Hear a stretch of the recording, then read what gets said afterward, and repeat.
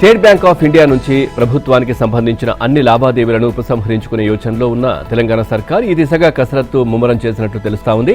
రాయదుర్గంలోని survey number 5 ఎకరాల భూముల విషయంలో ఎస్బీఐ వ్యవహరించిన తీరు పట్ల ఆగ్రహంతోనే ప్రభుత్వం ఈ నిర్ణయం దిశగా అడుగులు వేస్తోంది. అంతేకాకుండా పలు పథకాలు ఇతరత్ర మ్యాచింగ్ గ్రాంట్ల కోసం కేంద్రం నుంచి వచ్చిన నిధులను కూడా ఎక్కువగా ఎస్బీఐలోనే పెడుతుండగా వాటిని కూడా వెంటనే విత్డ్రా చేసుకోవాలనే ఉద్దేశంతో ఉన్నట్లు తెలుస్తా ఉంది.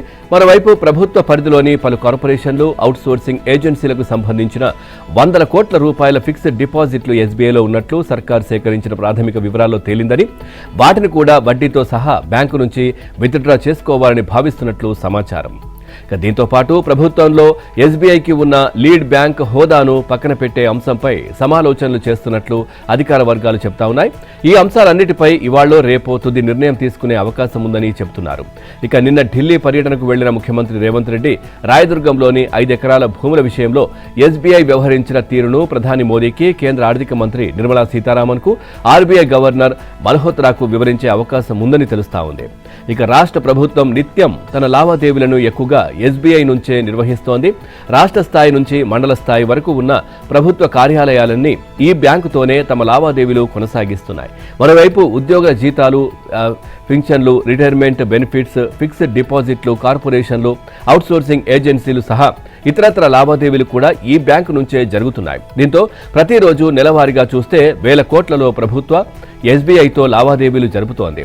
ఈ నేపథ్యంలోనే ఈ లావాదేవీలను నిలిపివేయడంతో పాటు ప్రభుత్వ సంస్థలకు ఉన్న ఫిక్స్డ్ డిపాజిట్లను కూడా ఉపసంహరించుకోవాలని సర్కారు భావిస్తున్నట్లు సమాచారం. కాంగ్రెస్ పార్టీలో తనపై కుట్ర చేసే అవసరం ఎవరికీ లేదని ఆ పార్టీ రాష్ట్ర వ్యవహారాల ఇన్ఛార్జ్ మీనాక్షి నటరాజన్ స్పష్టం చేశారు. అది బీజేపీ పుట్టించిన వదంతి అని కొట్టిపారేశారు. మధ్యప్రదేశ్ రాజ్యసభ అభ్యర్థిగా తన నామినేషన్ తిరస్కరణకు ఒక రోజు ముందు ఈ పార్టీ ఈ పుకారు పుట్టించిందన్నారు. అలాగే తెలంగాణ నుంచి తనను రాజ్యసభకు పంపేందుకు ఒక రాజ్యసభ సభ్యుని చేత రాజీనామా చేయిస్తున్నారన్న వార్త కూడా పూర్తిగా అవాస్తవమన్నారు. ఒకరి చేత రాజీనామా చేయించి ఆ రాజ్యసభ సీటును తీసుకోవాల్సిన అవసరం తనకు లేదన్నారు. తన రాజకీయం మధ్యప్రదేశ్లోనే ఉంటుందని ఆమె తేల్చి చెప్పారు. ఇక తమకు ప్రతి సీటు, ప్రతి సభ్యుడు ముఖ్యమేనన్నారు. దేశం కోసం అవసరమైనప్పుడు మాత్రమే అలా చేయిస్తారని చెప్పారు. ఇక మధ్యప్రదేశ్ రాజ్యసభ ఎన్నికల్లో ఒక స్థానానికి అవసరమైన 58 మంది సభ్యుల బలం ఉన్నందునే కాంగ్రెస్ అధిష్టానం తనను అభ్యర్థిగా ఎంపిక చేసిందని గుర్తు చేశారు. బీజేపీకి ఉన్న సంఖ్యాబలానికి 3వ రాజ్యసభ సీటు వచ్చే అవకాశం ఏమాత్రం లేకున్నా ఫౌల్ గేమ్ ఆడాలని ముందే ప్రణాళిక వేసుకున్న ఆ పార్టీ తన అభ్యర్థిని రంగంలోకి దించిందని మండిపడ్డారు. ఇక డబ్బులు, బెదిరింపులతో 3వ సీటు రాదని గ్రహించిన బీజేపీ ఎన్నికల రిటర్నింగ్ అధికారితో కుమ్ముక్కైందని ఆరోపించారు. తనపై ఎలాంటి క్రిమినల్ కేసులు లేవని, తెలంగాణలో కేసుకు సంబంధించి కేవలం నోటీసు ఇచ్చారని, అది ప్రీ కాగ్నిజెన్స్లోనే ఉందన్నారు. కాంగ్రెస్ అధికారంలోకి వచ్చి 2.5 ఏళ్లు గడిచినా నేటికి 6 గ్యారంటీలను నెరవేర్చలేకపోయిందని బీజేపీ తెలంగాణ అధ్యక్షుడు ఎన్ రామచంద్రరావు విమర్శించారు. ఈ నేపథ్యంలో కాంగ్రెస్ అగ్రనేత రాహుల్ గాంధీకి హామీల అమలులో వైఫల్యాన్ని వివరిస్తూ వినతిపత్రం ఇచ్చేందుకు అపాయింట్మెంట్ ఇప్పించాలని సీఎం రేవంత్ను రామచంద్రరావు కోరారు. నిన్న సీఎంకు ఆయన బహిరంగ లేఖ రాశారు. రాజ్యసభ విలువలు, హామీల అమలుపై పదే పేర్కొనే రాహుల్కు తెలంగాణ ప్రజల మనోభావాలను వివరించాల్సి ఉందన్నారు. విదేశీ పర్యటనతో బిజీగా ఉన్న రాహుల్ వారికిచ్చిన హామీలను మరిచిపోయి ఉంటారని రామచంద్రరావు ఎద్దేవా చేశారు. సీఎం రేవంత్కు కాంగ్రెస్ అగ్రనాయకత్వం దగ్గర ప్రత్యేక స్థానం ఉందని, ఆయన రాహుల్తో అపాయింట్మెంట్ ఇప్పించగలరనే విశ్వాసం తనకు ఉందన్నారు. తన లేఖకు స్పందించకపోయినా, రాహుల్ అపాయింట్మెంట్ ఇప్పించకపోయినా కాంగ్రెస్ పార్టీ తెలంగాణ ప్రజలకు చేసిన ద్రోహమే అవుతుందని అన్నారు. తెలంగాణలో R&B పరిధిలో ప్రతిపాదించిన పలు రోడ్ల నిర్మాణంపై పునరాలోచన కొనసాగుతోంది. దాదాపు 1935 కోట్ల 5 లక్షల రూపాయల విలువైన 410 రోడ్ల పనులు రద్దు చేసే అవకాశాలు కనిపిస్తా ఉన్నాయి. చాలా కాలం నుంచి అవే టెండర్ల దశలోనే ఉండడం, ఇక అటవీ అనుమతులు రాకపోవడం, కోర్టు కేసులు, ఇతరత్రా పలు కారణాల నేపథ్యంలో ఆయా రోడ్ల పనులు చేపట్టలేమని కాంట్రాక్టర్లు కూడా ప్రభుత్వానికి తేల్చి చెప్పినట్లు తెలిసింది. ఈ నేపథ్యంలో R&B పరిధిలోని మొత్తం పనులు పలు కారణాలతో నిలిచిపోయిన వాటి వివరాలతో పాటు కొన్ని పనులను రద్దు చేయాలంటూ వచ్చిన విజ్ఞప్తుల గురించి వివరిస్తూ తాజాగా R&B అధికారులు ప్రభుత్వానికి నివేదిక సమర్పించారు. దీనిపై ప్రభుత్వం త్వరలోనే నిర్ణయం తీసుకోనుందని అధికార వర్గాలు చెబుతా ఉన్నాయి. ప్రస్తుతం రాష్ట్రంలో 2023 డిసెంబర్ 7కు ముందు తర్వాత నుంచి కలిపి 13,799 కోట్ల 7 లక్షల పనులకు అనుమతులు వచ్చాయి. అయితే వీటన్నిటిలో కలిపి ఎస్టిమేషన్, టెండర్, అగ్రిమెంట్లు, లెటర్ ఆఫ్ అవార్డులు కాకపోవడంతో పాటు ఇప్పటికీ పనులు పూర్తి కానివి దాదాపు 4,872 కోట్ల 83 లక్షల విలువైన 582 పనులు ఉన్నాయి. మరోవైపు ఇలాంటి సమస్యలతో పాటు ఇతరత్ర కారణాలతో తాజాగా 1935 కోట్ల 5 లక్షల పనులను రద్దు చేయాలని కాంట్రాక్టర్ల నుంచి విజ్ఞప్తులు వచ్చాయి. అయితే శాఖలో జరుగుతున్న ప్రస్తుత పనులను దృష్టిలో ఉంచుకోవడంతో పాటు ప్రభుత్వం హైబ్రిడ్ యాన్యుటీ మోడల్ కొన్ని రోడ్లను అభివృద్ధి చేయాలని నిర్ణయించిన నేపథ్యంలో రద్దు చేయాలని ప్రాథమికంగా నిర్ణయించిన పనులను మళ్లీ కొత్తగా హ్యామ్లో చేర్చుతారన్నది తెలియాల్సి ఉంది. కాగా రద్దు చేయాలని విజ్ఞప్తులు వచ్చిన 410 పనుల్లో అత్యధికంగా సంగారెడ్డి జిల్లాలోనే దాదాపు 42 వరకు ఉండగా అత్యల్పంగా ములుగు, భూపాలపల్లి, గద్వాలలో 1 చొప్పున ఉన్నట్లు నివేదికలో తేలింది. మిగిలిన జిల్లాల్లోనూ ఏ రోడ్లను రద్దు చేయాలనే వివరాలను అందులో పొందుపరిచారు. Telangana institute of medical sciences కు సంబంధించి ప్రభుత్వం మరో కీలక నిర్ణయం తీసుకుంది. ఒక్కో టీమ్స్ ఆసుపత్రిలో ఒక్కో సూపర్ స్పెషాలిటీ సేవలతో పాటు దానికి అనుబంధంగా ఉండేలా మరో స్పెషాలిటీ వైద్య సేవలను ప్రవేశపెట్టనుంది. సనత్ నగర్ టీమ్స్ ఆసుపత్రి కోసం మరో 200 కోట్లు అదనంగా కేటాయించనున్నారు. పాత ప్లానింగ్లో కొన్ని లోపాలున్నాయని గుర్తించి వాటిని సరిదిద్దే ప్రక్రియలో భాగంగా మరికొన్ని నిర్మాణాలు చేపట్టాల్సిన అవసరం ఉందని అధికారులు గుర్తించారు. వీటికి అదనంగా మరో 200 కోట్లు అవుతాయని అధికారులు అంచనా వేసి ప్రభుత్వానికి నివేదిక అందించారు.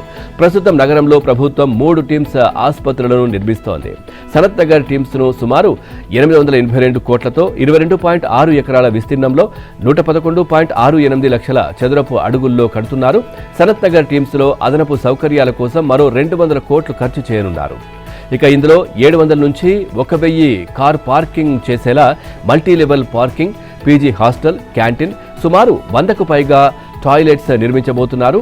అల్వాల్ టీమ్స్ ను సుమారు 897 కోట్లతో 11.53 లక్షల చదరపు అడుగుల విస్తీర్ణంలో నిర్మించనున్నారు.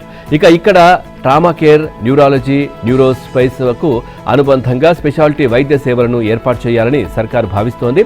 ఎల్బీనగర్ టీమ్స్ ను సుమారు 900 కోట్లతో 13.71 లక్షల చదరపు అడుగుల విస్తీర్ణంలో కడుతున్నారు. ఇక్కడ గ్యాస్ట్రో సైన్సెస్ సూపర్ స్పెషాలిటీ వైద్య సేవలకు అదనంగా పీడియాట్రిక్ సెంటర్ ఆఫ్ ఎక్సలెన్సీని అందుబాటులోకి తీసుకురావాలని సర్కారు భావిస్తోంది. దాంతో నీలోఫర్పై భారం బాగా తగ్గుతుందని అంచనా వేస్తున్నారు. సింగరేణిలో భారీగా బొగ్గు చోరీకి గురవుతోందంటూ ఇటీవల వెలువడుతున్న కథనాలను సింగరేణి కాలరీస్ కంపెనీ లిమిటెడ్ ఖండించింది. బొగ్గు ఉత్పత్తి నుంచి వినియోగదారుడి వద్దకు చేరే వరకు ప్రతి దశ అత్యాధునిక సాంకేతిక వ్యవస్థల పర్యవేక్షణలోనే జరుగుతోందని, బొగ్గు మాయమవ్వడం లేదా చోరీ అవ్వడానికి అవకాశం లేదని నిన్న విడుదల చేసిన ప్రకటనలో సంస్థ యాజమాన్యం స్పష్టం చేసింది. సింగరేణిలో ఉత్పత్తి అయ్యే ప్రతి టన్ను బొగ్గు డిజిటల్ రికార్డుల్లో నమోదవుతుందని అధికారులు తెలిపారు. దాదాపు 85 రైళ్ల ద్వారా మిగిలిన 15% రోడ్డు మార్గంలో వినియోగదారులకు సరఫరా చేస్తున్నట్లు తెలిపింది. బొగ్గు కేటాయింపులు, సరఫరా తేదీలు, వినియోగదారుల వివరాలు, పరిణామాలు అన్ని సాఫ్ ఆధారిత సమగ్ర వ్యవస్థ ద్వారా జరుగుతున్నాయని తెలిపింది. రోడ్డు మార్గంలో బొగ్గు రవాణా చేసే ప్రతి వాహనాన్ని ఎలక్ట్రానిక్స్ వేబ్రిడ్జిల వద్ద తూకం వేస్తున్నట్లు వివరించింది. రేడియో ఫ్రీక్వెన్సీ ఐడెంటిఫికేషన్ ఆధారిత బూమ్ బ్యారియర్లు, జీపీఎస్ ట్రాకింగ్, జియో ఫైనాన్సింగ్ వ్యవస్థ ద్వారా వాహనాల కదలికలను రియల్ టైంలో పర్యవేక్షిస్తున్నట్లు తెలిపింది. గనులు, కోల్ హ్యాండ్లింగ్ ప్లాంట్లు, వేబ్రిడ్జిలు, రైల్వే సైనింగ్లు, స్టాక్ యార్డులు, ఎంట్రీ ఎగ్జిట్ పాయింట్ల వద్ద సీసీ కెమెరాలు, ఆర్ఎఫ్ఐడి వ్యవస్థలు, చెక్ పోస్టులు, ఫ్లయింగ్ స్క్వాడ్ భద్రతా సిబ్బంది 24 గంటలు నిఘా కొనసాగిస్తున్నారని అధికారులు తెలిపారు. ధరణి పోర్టల్లో లోపాలను సవరిస్తూ సరికొత్త సాంకేతికతతో రాష్ట్రంలో 2025 ఏప్రిల్ 17న భూభారతి చట్టం అమల్లోకి వచ్చింది. సుదీర్ఘకాలంగా అపరిష్కృతంగా ఉన్న తమ భూ సమస్యలు కొత్త చట్టంతో పరిష్కారం అవుతాయని రైతులు, ప్రజలు ఆశించారు. రెవెన్యూ సదస్సుల్లో రైతులు భారీ సంఖ్యలో దరఖాస్తులు పెట్టుకున్నారు. తమ సమస్యలకు పరిష్కారం చూపాల్సిన అధికారులు న్యాయపరమైన చిక్కులు ఉన్నాయనే సాకుతో పాటు ఇతరత్ర కారణాలతో అకారణంగా దరఖాస్తులను తిరస్కరిస్తున్నారని రైతులు ఆందోళన వ్యక్తం చేస్తున్నారు. రాష్ట్రంలో భూ రికార్డుల శాశ్వత పరిష్కారం కోసం పాత పోర్టల్లో ఉన్న 30కి పైగా మాడ్యూళ్లను సరళీకరించి కలెక్టర్కు ప్రత్యేక ట్రిబ్యునల్ వ్యవస్థ ద్వారా చట్టపరమైన అధికారాలు కల్పిస్తూ సమస్యలకు పరిష్కారం చూపుతామని ప్రభుత్వం స్పష్టం చేసింది. చట్టం అమల్లోకి వచ్చి 14 నెలలైంది. కానీ అత్యధిక దరఖాస్తులను తిరస్కరిస్తున్నారని రైతులు వాపోతున్నారు. కొత్త చట్టం అమల్లోకి వచ్చినప్పటి నుంచి ఇప్పటి వరకు భూ సమస్యల మీద రెవెన్యూ అధికారులకు మొత్తం 9,80,000 దరఖాస్తులు అందాయి. వాటిలో పరిష్కరించినవి కేవలం 3,10,000. అంటే మొత్తం దరఖాస్తుల్లో పరిష్కారమైనవి 31.6%. వివిధ కారణాలతో తిరస్కరణకు దరఖాస్తులు 4,80,000. అంటే దాదాపు సగం దరఖాస్తులను తిరస్కరించారు. ఇంకా వివిధ స్థాయిలో పెండింగ్లో ఉన్న దరఖాస్తులు 1.90 లక్షలు. భూభారతి చట్టం అమల్లోకి వచ్చాక దరఖాస్తుల పరిష్కారానికి అవకాశం దొరికినా సాంకేతిక కారణాల వల్ల 49% దరఖాస్తులను నేరుగా పరిష్కరించడం విశేషం. అవినీతి నిరోధక విభాగం గత 2.5 ఏళ్లుగా అవినీతి ఉద్యోగులపై ఉక్కుపాదం మోపుతూ రికార్డు సృష్టిస్తున్నా వారికి శిక్షలు వేయించడంలో మాత్రం వెనుకబడిపోతోంది. కీలకమైన ప్రాసిక్యూషన్ అనుమతుల విషయంలో ఏసీబీ దూకుడు కొన్ని శాఖల ఉన్నతాధికారులు మోకాలడ్డుతున్నారు. 2021 నుంచి ఇప్పటి వరకు 5.5 ఏళ్లలో ఏసీబీ 724 కేసులు నమోదు చేసింది. గత 2.5 ఏళ్లలోనే నమోదైన కేసుల సంఖ్య 441. ఇక 2021 నుంచి 2023 వరకు 283 కేసులు నమోదు చేయగా ఆ తర్వాత సీఎం రేవంత్ రెడ్డి ఏసీబీకి పూర్తి స్వేచ్ఛ ఇవ్వడంతో దూకుడు పెంచింది. ఇక ఏసీబీ అధికారులు ఆదాయానికి మించిన ఆస్తుల కేసులు నమోదు చేసిన తర్వాత ఆ ప్రభుత్వ అధికారిపై శాఖాపరమైన చర్యలు తీసుకోవాలని సంబంధిత శాఖకు రాతపూర్వకంగా సిఫార్సు చేస్తారు. ఆరోపణలు ఎదుర్కొంటున్న ఉద్యోగులను ఆయా శాఖల ఉన్నతాధికారులు తొలుత సస్పెన్షన్లో పెడతారు. తర్వాత కోర్టులో ఛార్జ్షీట్ దాఖలు చేయడానికి ఏసీబీకి ప్రాసిక్యూషన్ అనుమతి ఇవ్వాల్సి ఉంటుంది. ఇక్కడే అంతులేని జాప్యం జరుగుతోంది. ప్రాసిక్యూషన్ అనుమతులు యూనిఫామ్ సర్వీసుకు చెందిన విభాగాల నుంచే వేగంగా వస్తున్నాయని సమాచారం. ఇక రెవెన్యూ విభాగం నుంచి ప్రాసిక్యూషన్ అనుమతి కోరిన ఫైళ్లు 5 ఏళ్లకు పైగా పెండింగ్లో ఉన్నాయని ఏసీబీ అధికారులు చెబుతున్నారు. 25% కేసులకు మాత్రమే ప్రాసిక్యూషన్ అనుమతులు లభించాయని తెలుస్తోంది. రెవెన్యూ విభాగానికి సంబంధించి 400కు పైగా కేసులు రాష్ట్రం ఏర్పడినప్పటి నుంచి ప్రాసిక్యూషన్ అనుమతి కోసం పెండింగ్లో ఉండడం విశేషం. దీంతో ఏసీబీ కేసుల్లో పట్టుబడిన రెవెన్యూ ఉద్యోగులు సస్పెన్షన్కు పూర్తిగా తర్వాత విధుల్లో చేరి కీలక పోస్టులు దక్కించుకుని మళ్లీ అవినీతి కేసుల్లో పట్టుబడిన ఘటనలు వెలుగు చూశాయి. రోజుకో గంట యోగా, ధ్యానం, ప్రాణాయామం చేస్తే ఆసుపత్రికి వెళ్లాల్సిన అవసరమే రాదని సీఎం చంద్రబాబు అన్నారు. తాను 30 ఏళ్ల నుంచి యోగాభ్యాసం చేస్తున్నానని అన్నారు. ఇంటింటికి యోగా, సంపూర్ణ ఆరోగ్యమే లక్ష్యంగా ప్రభుత్వం కృషి చేస్తోందని, స్వర్ణ గ్రామ, స్వర్ణ వార్డు కార్యాలయాల్లో యోగా కేంద్రాలను నిర్మిస్తామని సీఎం చంద్రబాబు తెలిపారు. విజయవాడలోని ఇందిరాగాంధీ మున్సిపల్ స్టేడియంలో ఆదివారం నిర్వహించిన అంతర్జాతీయ యోగా దినోత్సవంలో సీఎం చంద్రబాబు పాల్గొన్నారు. ప్రముఖ యోగా గురువు పలు యోగాసనాలు వేశారు. ప్రాణాయామం, అనులోమ విలోమ పద్ధతుల్లో సీఎం చంద్రబాబు యోగా చేశారు. ఇక ప్రశాంత వాతావరణంలో రామ్దేవ్ బాబాతో కలిసి యోగాభ్యాసం చేయడం మరవలేందన్నారు. బాబాతో తనకు 40 ఏళ్లుగా పరిచయం ఉందని, యోగాను ప్రజలకు చేరవేయడంలో ఆయన చేసిన కృషి అభినందనీయమని కొనియాడారు. ఇక యోగాకు ప్రపంచ స్థాయి గుర్తింపు తెచ్చిన ప్రధాని మోదీకి ధన్యవాదాలు తెలిపారు. మోదీ చొరవతో 190 దేశాల్లో అంతర్జాతీయ యోగా దినోత్సవం నిర్వహిస్తున్నారంటే అది భారతదేశం ప్రపంచానికి అందించిన సంపద అని కొనియాడారు. యోగాను మరింతగా విస్తరించేందుకు ప్రతి నెల రామ్దేవ్ బాబా రాష్ట్రానికి రావాలని కోరారు. ప్రజాప్రభుత్వం సాధించిన విజయాలను ప్రజల్లోకి తీసుకువెళ్లేందుకు సీఎం చంద్రబాబు సిద్ధమవుతున్నారు.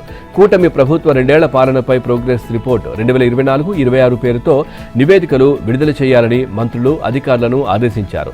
2024లో అధికారం చేపట్టిన వెంటనే గత ప్రభుత్వ పాలనలో జరిగిన విధ్వంసంపై ఇచ్చిన 7 శ్వేతపత్రాలపై చర్యల నివేదికను మాదిరిగా ఈ ప్రోగ్రెస్ రిపోర్టు ఉండాలని స్పష్టం చేశారు. వాటితో పాటు మరో 3 ముఖ్యమైన అంశాలు, మొత్తం 10ంటిపై ప్రోగ్రెస్ రిపోర్టును విడుదల చేయాలని నిర్ణయించారు.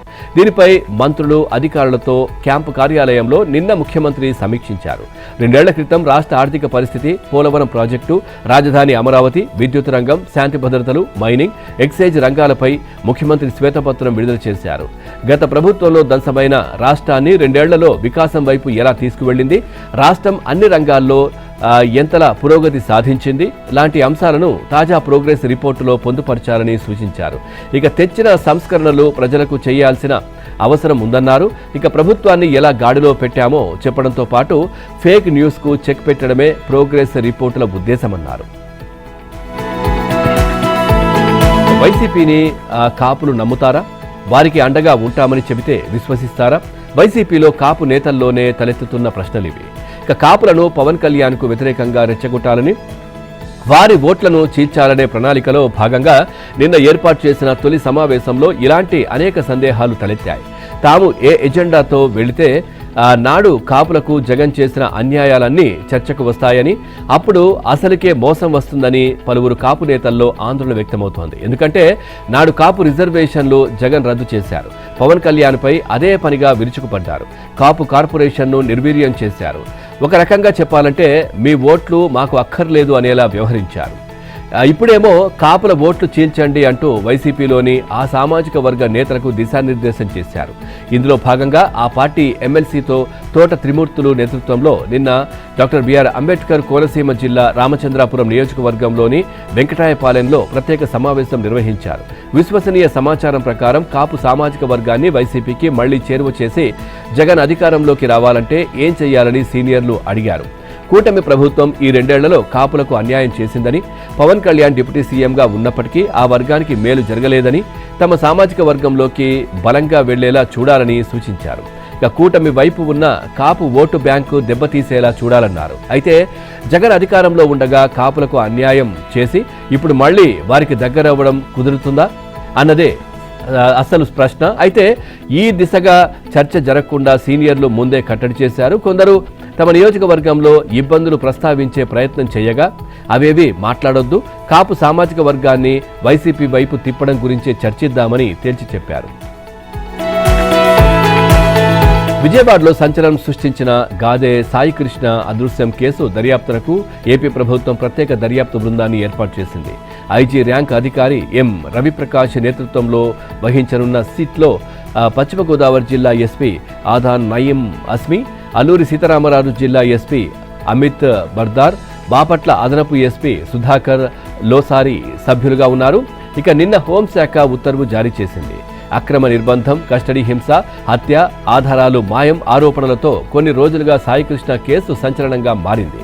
ముఖ్యమంత్రి చంద్రబాబు స్వయంగా సాయికృష్ణ తల్లితో మాట్లాడి న్యాయం చేస్తానంటూ భరోసా ఇచ్చారు. రౌడీ షీటర్ గాదె సాయికృష్ణ అదృశ్యం కేసులో కొత్త పరిణామం సంభవించింది. ఇన్స్పెక్టర్ నాగరాజుపై హత్యా నేరం కింద కేసు నమోదైన తర్వాత ఆయనకు ప్రజల నుంచి మద్దతు వస్తోంది.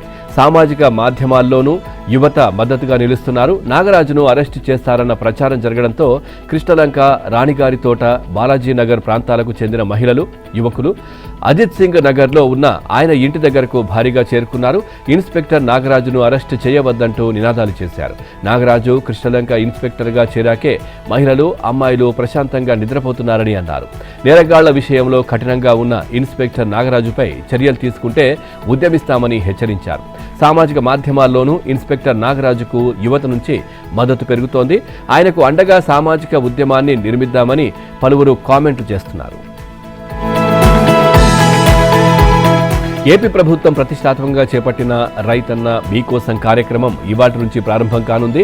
నేటి నుంచి 6 రోజుల పాటు వ్యవసాయ శాఖ అధికారులు, ఉద్యోగులు ఇంటింటికి వెళ్లి అవగాహన కార్యక్రమాలు నిర్వహిస్తారు. ఎల్నినో ప్రభావం, నివారణ చర్యలు, ఏపీ ఎయిమ్స్ ద్వారా ఆన్లైన్లో ఎరువుల పంపిణీ, పంటల వైద్యీకరణపై ఈ నెల 22 నుంచి 27 వరకు రైతులకు అవగాహన కల్పిస్తామని వ్యవసాయ శాఖ డైరెక్టర్ మనజీర్ జిలానీ తెలిపారు. ఇక సీఎం చంద్రబాబు ఆదేశాల మేరకు వ్యవసాయ అనుబంధ శాఖల ఉద్యోగులు రైతుల ఇళ్లకు వెళ్లి ఈ అంశంపై అవగాహన కల్పిస్తారని చెప్పారు. ఈ కార్యక్రమానికి రైతు సేవా కేంద్రాల వ్యవసాయ, ఉద్యాన సహాయకులు టీం లీడర్లుగా వ్యవహరిస్తారు. ఇందుకోసం ప్రతి 3 ఇళ్లను ఒక క్లస్టర్గా విభజిస్తారు. ప్రతి టీం రోజుకు 30 క్లస్టర్లు తిరిగి రైతులకు అవగాహన కల్పిస్తుందని డైరెక్టర్ తెలిపారు. అభ్యుదయ రైతులు, పిఎన్సెస్, సాగునీటి సంఘాలు, మార్కెట్ యార్డు సభ్యులు ఈ కార్యక్రమంలో పాల్గొనాలని ప్రభుత్వం కోరింది. తెలంగాణలో ఇవాళ రేపు కొన్ని జిల్లాల్లో భారీ వర్షాలు కురుస్తాయని హైదరాబాద్ వాతావరణ కేంద్రం తెలిపింది. అలాగే చాలా చోట్ల తేలికపాటి నుంచి మోస్తారు వర్షాలు కురుస్తాయని వెల్లడించింది. మంచిర్యాల, నిర్మల్, నిజామాబాద్, జగిత్యాల, సిరిసిల్ల, మహబూబాబాద్, నాగర్ కర్నూల్, గద్వాల జిల్లాల్లో సోమవారం భారీ వర్షాలు కురుస్తాయని హెచ్చరించింది. అలాగే ఆదిలాబాద్, ఆసిఫాబాద్, కరీంనగర్, పెద్దపల్లి జిల్లాల్లో వడగాల్పులు వీస్తాయని తెలిపింది. మరోవైపు వికారాబాద్ జిల్లా ఎమీన్పేట్లో అత్యధికంగా 6.8, సంగారెడ్డి జిల్లా ఝరాసంగంలో 5.4 సెంటీమీటర్ల వర్షపాతం నమోదైంది. ఏపీలో నిన్న పలుచోట్ల ఉరుములు, పిడుగులు, ఈదురుగాలులతో వర్షాలు కురిశాయి. ఇదే క్రమంలో ఇవాళ కోస్తా, రాయలసీమల్లో అనేక చోట్ల వర్షాలు. పార్వతీపురం, మన్యం, అల్లూరి సీతారామరాజు, కర్నూలు, నంద్యాల, అనంతపురం, శ్రీ సత్యసాయి, కడప జిల్లాల్లో అక్కడక్కడ భారీ వర్షాలు కురుస్తాయని వాతావరణ శాఖ తెలిపింది. ఈ నెల 23 నాటికి రుతుపవనాల పురోగతి ఉంటుందని అంచనా వాతావరణ శాఖ వేసింది. ఉద్విగ్న భరిత వాతావరణం మధ్య నీట్ 2026 పునః పరీక్ష పూర్తయింది. దేశవ్యాప్తంగా 5,440 కేంద్రాల్లో పరీక్ష కోసం 22,74,000 మంది రిజిస్టర్ చేసుకోగా 19,95,000 మంది పరీక్ష రాసినట్లు ఎన్టీఏ తెలిపింది. తెలంగాణలోని 208 పరీక్షా కేంద్రాల్లో పరీక్ష కోసం 73,059 మంది రిజిస్టర్ చేసుకోగా 65,087 మంది హాజరయ్యారు. పరీక్ష కోసం పకడ్బందీగా ఏర్పాట్లు చేసిన అధికారులు నిర్ధారిత సమయం తర్వాత నిమిషం ఆలస్యంగా వచ్చిన అభ్యర్థులను పరీక్షకు అనుమతించలేదు. గూగుల్ మ్యాప్స్లో లొకేషన్ తప్పుగా చూపించడం, ట్రాఫిక్ జామ్లు, హాల్ టిక్కెట్లలో పేర్కొన్న వివరాలలో గందరగోళం వంటి కారణాలతో వేలాది మంది అభ్యర్థులు సమయానికల్లా పరీక్షా కేంద్రానికి చేరుకోలేకపోయారు. ఆలస్యంగా వచ్చిన వారిని లోనికి అనుమతించకపోవడంతో పలుచోట్ల అభ్యర్థులు, తల్లిదండ్రులు ఆందోళనకు దిగారు. ఇక బతిమాలారు. చివరికి కన్నీళ్లతో వెనుదిరిగారు. మరోవైపు నీట్ పరీక్ష రాసి బయటకొచ్చిన విద్యార్థుల్లోనూ కొత్త ఆందోళన కనిపిస్తోంది. ప్రశ్నలు సుదీర్ఘంగా, కఠినంగా వచ్చాయని అభ్యర్థులు తెలిపారు. రద్దయిన నీట్ చాలా బాగా రాశామని, కానీ ఇప్పుడు కఠినంగా రావడం ఆందోళన కలిగిస్తోందని వాపోయారు. సముద్ర రంగంలో పట్టు సాధించకుండా ఏ దేశము గొప్ప శక్తిగా ఎదగలేదని, అభివృద్ధి, సంపద, భద్రత అన్ని సముద్రాలతోనే ముడిపడి ఉన్నాయని ప్రధాని నరేంద్ర మోదీ అన్నారు. ఇక భారత్ కూడా కేవలం రక్షణ పరికరాలు కొనుగోలు చేసే దేశంగానే మిగిలిపోకుండా వాటిని ఉత్పత్తి చేసే దేశంగా ఎదుగుతోందని చెప్పారు. తద్వారా రానున్న కాలంలో సముద్ర రంగంలో ప్రపంచ స్థాయి నిర్ణయాలు తీసుకునే శక్తిగా అవతరిస్తుందని స్పష్టం చేశారు. గత కొన్నేళ్లుగా 40కి పైగా యుద్ధ, సర్వే నౌకలు, జలాంతర్గాములు భారత నౌకాదళంలో చేరాయని, మరో 45 నిర్మాణ దశలో ఉన్నాయని వెల్లడించారు. అత్యాధునిక స్వదేశీ పరిజ్ఞానంతో రూపొందించిన stealth frigate INS Dunagiri, survey నౌక ఐఎన్ఎస్ సంశోధక్, జలాంతర్గామి వ్యతిరేక యుద్ధ నౌక ఐఎన్ఎస్ అగ్రాయ్ అనే 3 నౌకలను ప్రధాని మోదీ నిన్న ప్రారంభించి జాతికి అంకితం చేశారు. సముద్ర రంగం రానున్న రోజుల్లో దేశంలో లక్షలాది మందికి ఉపాధి కల్పించే ఎంప్లాయ్మెంట్ ఇంజిన్గా మారుతుందని చెప్పారు. ఇక భవిష్యత్తులో సముద్ర రంగంలో భారత్ ప్రపంచ స్థాయి నిర్ణయార్థగా మారుతుందని, ఆ దిశగా అడుగులు వేస్తున్నామన్నారు. కాగా స్వదేశీ పరిజ్ఞానంతో రూపొందించిన ఈ 3 యుద్ధ నౌకల చేరికతో నౌకాదళ బలం మరింత పెరగనుంది. ప్రధాని మోదీ భారత్ను అమెరికా అధ్యక్షుడు ట్రంప్ ప్రపంచాన్ని నాశనం చేస్తున్నారని కాంగ్రెస్ అధ్యక్షుడు ఖర్గే మండిపడ్డారు. ఈ ఇద్దరు తాము మంచి మిత్రులమని చెప్పుకుంటున్నారని, ఇద్దరు తమ తమ దేశాలకు అప్రతిష్ట తెస్తున్నారని ఆరోపించారు. అడ్వాణీ రాముడి గుడి కోసం దేశమంతటా యాత్ర చేశారని, అప్పట్లో ఇటుకలు, బంగారం విరాళాలుగా వచ్చాయో అవి ఏమయ్యాయో తెలియదని విమర్శించారు. ప్రస్తుతం రామాలయ నిర్మాణానికి 5,000 కోట్ల విరాళాలు వచ్చినట్లు తెలుస్తోందన్నారు. అర్చకులు డబ్బు దోచుకుంటున్నట్లు తెలిసిందన్నారు. ఇక రాముడి పేరిట లూటీ జరుగుతోందని ఆరోపించారు. వివరాలు పెట్టెలోని డబ్బు ఎక్కడికో వెళ్తోంది, దీని వెనుక మోదీ సొంత మనుషులు ఉన్నారా, ఇంకెవరైనా ఉన్నారా అనేది దర్యాప్తు జరపాలని డిమాండ్ చేశారు. అయోధ్యలోని శ్రీరామ మందిరానికి అందిన కానుకలు, విరాళాలు దుర్వినియోగమయ్యాయంటూ వచ్చిన ఆరోపణలపై దర్యాప్తు ముమ్మరంగా సాగుతోంది. 3 ఉన్నతాధికారులతో ఏర్పాటైన ప్రత్యేక దర్యాప్తు బృందం వివిధ కోణాల్లో విచారణ జరుపుతోంది. దర్యాప్తు జరుగుతున్న దృష్ట్యా అయోధ్యను విడిచి వెళ్లకూడదని ఆలయ నిర్వహణ వ్యవహారాలను చూస్తున్న బాధ్యులను ఆదేశించింది. నిన్న లఖ్నౌకు తిరిగి వెళ్తూ ఆదేశాలు ఇచ్చింది. ఇక కానుకలుగా వచ్చిన బంగారం, వెండి, నగలు, వజ్రాల వంటి విలువైన రాళ్లకు సంబంధించిన రికార్డుల్లో తేడాలు ఉండడంపై ప్రత్యేకంగా దృష్టి పెట్టింది. కొన్నిటిని సక్రమంగా రికార్డుల్లో నమోదు చేయలేదని గుర్తించింది. దీనిపై ఆలయ ట్రస్టులోని పలువురు కార్యనిర్వాహక సభ్యులను ప్రశ్నించగా వారు సక్రమమైన సమాధానాలు ఇవ్వలేదని విశ్వసనీయ వర్గాలు తెలిపాయి. ఇక నగలను సక్రమంగా నమోదు చేసి భద్రపరచలేదని సిట్ గుర్తించింది. ముఖ్యంగా 2025 జనవరి, ఫిబ్రవరిలో జరిగిన మహాకుంభమేళా సందర్భంగా హుండీల ద్వారా వచ్చిన సొమ్ముకు లెక్కపత్రం లేకుండా పోయింది. ఆ సమయంలో ప్రతిరోజు దాదాపు 10 లక్షల మంది వరకు భక్తులు వచ్చారు. గుడిలో ఏర్పాటు చేసిన హుండీలు గంటల వ్యవధిలోనే నోట్లతో నిండిపోయేవి. దాదాపు 2 నెలల పాటు ఇదే పరిస్థితి కొనసాగింది. వీటిపై సరైన పర్యవేక్షణ, తగిన లెక్కలు లేకపోవడంపై సిట్ ఆరా తీస్తోంది. కేవలం 45 రోజుల సీసీటీవీ కెమెరాల ఫుటేజీ మాత్రమే అందుబాటులో ఉండడం సిట్కు సవాల్గా మారింది. ఫుటేజీని తారుమారు చేశారని, కొన్నిటిని డిలీట్ చేశారని కూడా గుర్తించింది. వీటిని తిరిగి పొందేందుకు ప్రయత్నాలు చేస్తోంది. సినీ నటుడు ప్రకాష్ రాజుపై నాన్ బెయిలబుల్ వారెంట్ జారీ అయింది. 4 రాష్ట్రాల్లో ఓటరు గుర్తింపు కార్డులను కలిగి ఉన్నారంటూ దాఖలైన కేసులో బెంగళూరు 48వ ఏసీజీఎం కోర్టు శనివారం ఈ వారెంట్ జారీ చేసింది. ప్రకాష్ రాజుకు పలుచోట్ల ఓటు హక్కు ఉందంటూ దిలీప్ కుమార్ అనే న్యాయవాది 2019లో బెంగళూరు నగరం హలసూరి గేట్ పోలీస్ స్టేషన్లో ఫిర్యాదు చేశారు. ఆ తర్వాత బీబీఎంఈ అధికారులు కేంద్ర ఎన్నికల కమిషన్కు ఫిర్యాదు చేసినా స్పందన లేకపోవడంతో కోర్టులో పిటిషన్ దాఖలు చేశారు. కర్ణాటక, తెలంగాణ, తమిళనాడుతో పాటు ఏపీలోనూ ప్రకాష్ రాజ్కు ఓటు హక్కు ఉందన్నారు.